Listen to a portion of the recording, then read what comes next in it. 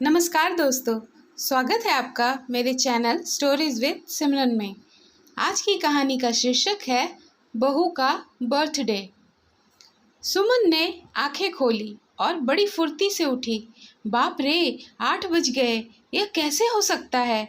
मैं पिछले कई सालों से इतनी देर तक कभी नहीं सोई, फिर आज यह कैसे हो गया? आज तो प्रीति की स्कूल भी छूटी। मोहित को अब ऑफिस के लिए देर हो जाएगी। फालतू में अब उनकी बातें सुननी पड़ेगी।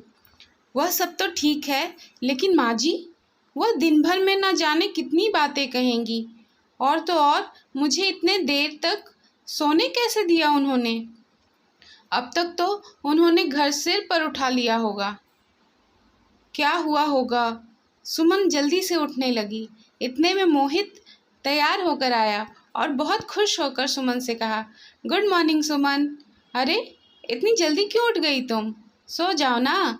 तुम चिंता मत करो, आज मैं ऑफिस में ही लंच कर लूँगा। सच कहूँ तो मुझे जाने की ही इच्छा नहीं है, लेकिन बहुत महत्वपूर्ण मीटिंग है ना, इसलिए मुझे जाना ही पड़ेगा। पर मैं जल्दी आ जाऊँगा, शाम को बाहर घूमने चलेंगे। इतना कहकर मोहित ने सुमन को गले से लगा लिया और उसके माथे को चूमकर चला गया। सुमन झट से बाहर आई। किचन से कोई भी आवाज़ नहीं आ रही थी और जब वह बाहर आई तो पापा जी की थाली में इडली बड़े दिखाई दे रहे थे। सांभर से बहुत अच्छी महक आ रही थी, लेकिन वह पैकेट से सांभर नहीं निकाल पा रहे थे और बोल रहे थे, यह लोग कंटेनर में ठीक से नहीं दे सकते? अगली बार कंटेनर घर से ही दे देना। और इस घर में मुझे एक चम्मच भी नहीं मिलता। इतने में माँ जी ने कहा, रुकिए जी, मैं निकाल देती हूँ, नहीं तो आप सब सांभर नीचे फर्श पर गिरा देंगे और मेरा काम बढ़ा देंगे। आपके सामने ही तो है चम्मच, आपको तो कुछ मिलता ही नहीं। एक काम करिए, आप यह प्लेट लेकर टेबल पर बैठिए, मैं सांभर और चटनी निकाल कर देती हूँ। पापा जी ने कहा, धीरे बोलो जरा, बहू कभी नहीं सोती इतनी देर तक। आज सोई है तो थोड़ा शांत रहो, नहीं तो तुम्हारी आवाज़ से वो उठ जाएगी। अच्छा ठीक है, बहू जब उठेगी तब उसे भी उसका मनपसंद नाश्ता दूंगी। सुमन आश्चर्य से यह सब देख रही थी। अरे बहू, उठ गई तुम? चलो अच्छा हुआ उठ गई। तुम्हारे पापा जी तुम्हारे मनपसंद बड़ा सांभर लाए हैं, गर्मा गर्म खा लो, फिर बाद में चाय पियेंगे साथ में। माँ जी ने सुमन को टेबल पर बिठाया। प्रीति कहाँ है, दिख नहीं रही? सुमन ने पूछा। तब पापा जी ने कहा, अरे बहू, मैं उसे स्कूल बस में बैठाकर आया हूँ, वह स्कूल गई। अब अपनी प्रीति होशियार हो गई है, जल्दी जल्दी अपने सारे काम कर लेती है, किसी को भी तकलीफ नहीं देती है। हाँ, पर बैग बहुत भारी है उसका। स्कूल वाले यह नहीं समझते कि बच्चे पर इतना बोझ नहीं डाले। मुझे क्या बोली पता है? बोली, दादाजी मैं बिग गर्ल हो गई हूँ अब, और गुड गर्ल भी। अब मैं अकेली घर आ जाऊंगी, आप मत आइएगा मुझे लेने के लिए। दादाजी पोती की प्रशंसा में मग्न थे। मैंने भी कहा, हाँ हाँ, मेरी बेटी समझदार हो गई है, सिर्फ दूध पीने में नाटक करती है, लगातार बड़बड़ करती रहती है, बस खाना ही ठीक से नहीं खाती। इतनी ऊर्जा कहाँ से आती है क्या पता। तभी माँ जी ने कहा, अरे सुमन, तुम खाओ ना सांभर बड़ा, ठंडा हो जाएगा। और प्रीति की चिंता मत करो तुम, मैंने प्रीति को पराठा दे दिया है, छोटा सा खाया उसने और टिफ़िन में भी ले गई। क्या माँ जी, मुझे उठाना चाहिए था ना, आपने क्यों किया ये सब?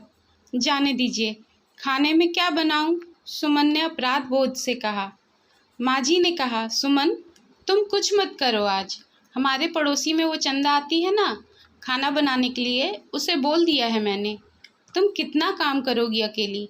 तुम्हारी क्लास, प्रीति का होमवर्क, घर के काम, बाहर के काम। यह मोहित भी कुछ काम करने में मदद नहीं करता, तुम्हें सबके पीछे पीछे दौड़ना पड़ता है। अब आराम किया करो तुम, नहीं तो ऐसा करो, तुम और मोहित कुछ दिनों के लिए घूमने चले जाओ। बहुत दिन हो गए तुम दोनों कहीं नहीं गए हो। प्रीति को यहीं रहने दो, उसे हम संभाल लेंगे। तुम दोनों को भी एक दूसरे के साथ वक्त बिताने की ज़रूरत है। नाश्ते के बाद माँ जी ने चाय बनाई, तीनों ने बातें की और चाय पी। सुमन का दिन अच्छा गया। अपनी सहेलियों के साथ मस्ती की। आज उसका जन्मदिन उसकी सहेलियों ने भी मनाया। उस वजह से वो बहुत ज़्यादा खुश थी। मोहित जल्दी घर आऊँगा ऐसा बोलकर गया था, पर आया ही नहीं। दोस्त की आज पार्टी थी तो शायद वह घर देर से आने वाला है, ऐसा कहकर माँ जी और पापा जी सोने चले जाते हैं। तब प्रीति को लेकर सुमन भी सो जाती है। कुछ समय बाद सुमन को बहुत आवाज़ सुनाई देने लगी। वह अचानक उठ गई। देखा तो प्रीति भी उसके बाजू में नहीं थी। वह डर गई और हॉल में भाग कर आई। देखा तो हर तरफ अंधेरा था और अचानक रोशनी आ गई। हैप्पी बर्थडे टू यू, अचानक जोर से बोले। माँ जी, पापा जी, मोहित सब हंसकर उसे विश कर रहे थे। प्रीति ने दादी की मदद से सुंदर केक बनाया था। सुमन ने केक काटा और सबको खिलाया। फिर सुमन देखती है, पास में सुंदर सा ग्रीटिंग कार्ड रखा था। उसकी बेटी प्रीति ने खुद अपने हाथों से बनाया था। वह कार्ड देखकर सुमन बहुत खुश हो जाती है। उतने में एक बड़ा टेडी बियर चलते हुए उसके पास आया। सरप्राइज! यह मैंने आपके लिए स्पेशल लिया है मम्मा, मेरे पिगी बैंक में से। सुमन को गले लगाकर उसकी लाडली बेटी बोली। सुमन की आंखों से खुशी के आंसू छलक पड़े। अब मोहित की बारी थी। उसने सुमन से कहा कि वह अपनी आंखें बंद कर ले। मोहित ने एक खूबसूरत हीरो का हार उसके गले में पहना दिया और उसे आईने के सामने खड़ा कर दिया। वाह, अब सच में यह हार कितना खूबसूरत लग रहा है। लगता है जैसे यह तुम्हारे लिए ही बना है। मोहित ने खुशी से सुमन को गले लगा लिया। सुमन कुछ कहने ही वाली थी कि माँ जी और पापा जी आ गए। यह दुनिया की सबसे अच्छी बहू रानी के लिए, मतलब हमारी बेटी के लिए है। माँ जी पापा जी ने कश्मीर का टिकट सुमन के हाथों में रखा और सुमन उनका आशीर्वाद लेने के लिए झुकी, लेकिन माँ जी ने उसे गले लगा लिया। पापा जी ने सर पर हाथ रखकर आशीर्वाद दिया। यह क्या माँ जी, पापा जी, इतना बड़ा सरप्राइज़! वास्तव में इसकी कोई ज़रूरत नहीं थी और सिर्फ हम दोनों ही क्यों जाएं? आप लोग भी चलिए, सुमन ने उत्साह से कहा। हम बूढ़े लोग वहाँ जाकर क्या करेंगे? हम यहाँ प्रीति का अच्छे से ख्याल रखेंगे ताकि आप लोग फुल एंजॉय कर सकें।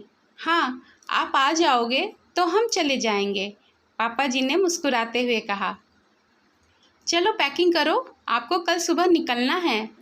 सुमन इन सब के प्यार से पूरी तरह अभिभूत हो गई थी। कश्मीर जाने की पूरी तैयारी हो गई थी। कल सुबह जल्दी जाना है, इसलिए बैग भर के मोहित और सुमन तैयार थे। कश्मीर के सपने देखते देखते सुमन को कब नींद आ गई उसे पता ही नहीं चला। दोनों कश्मीर पहुंच गए। कितना खूबसूरत था सब कुछ, ऐसा लगा जैसे स्वर्ग में आ गए हैं। मोहित सुमन सब भूलकर एक दूसरे में खो जाते हैं। एक दूसरे के ऊपर बर्फ़ के गोले फेंक कर छोटे बच्चों जैसे दोनों मस्ती कर रहे थे। बर्फ़ में ठीक से ना खड़ा हो पाने के कारण सुमन अपना संतुलन खो देती है और वह ज़ोर से गिर जाती है। तभी उसकी आँख खुलती है और वह जो देखती है उसे देखकर उसको ज़ोर का झटका लगता है। यह क्या?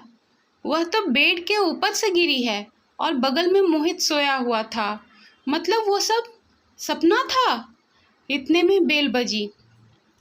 दूध वाला आया होगा। वह बाहर दौड़ कर आई। उतने में उसकी सास बोली, अरे सुमन, हर रोज़ कैसे देर से उठती हो तुम? 15 मिनट देर हो गई है आज तुम्हें। जल्दी करो, अब चाय बनाओ और नाश्ते में कुछ अच्छा नमकीन बनाना। और मेरी सहेली आने वाली है आज। हाँ, घर पर ही रहना आज, कहीं बाहर मत जाना। माँ जी की रोज़ की कटकट चालू हो गई। सुमन सचमुच सपने से हकीकत में आ गई। हमेशा की तरह हर कोई उसका जन्मदिन भूल गया। रोज़ रोज़ की भागदौड़, घर के कामकाज, सास के ताने, ससुर की फरमाइश, पति की धुन पर नाचने वाली और बेटी की लीला देखने में उसका दिन कब ख़त्म होता वह उसे समझ में ही नहीं आता। लेकिन इस एक रात के मीठे सपने में उसने इतने खुशनुमा पल जी लिए जो उसके लिए काफ़ी थे। मन में उस कश्मीर का सपना साकार होने की प्रतीक्षा में वह फिर से अपने कामों में लग जाती है। तो दोस्तों, आपको ये कहानी बहू का बर्थडे एक कटाक्ष ये कैसी लगी आप ज़रूर कमेंट में बताइएगा। अगर आपको ये कहानी पसंद आई तो इस वीडियो को लाइक और शेयर ज़रूर करिएगा। ऐसी ही कहानियाँ सुनने के लिए मेरे चैनल को सब्सक्राइब करना ना भूलिएगा। बहुत बहुत धन्यवाद।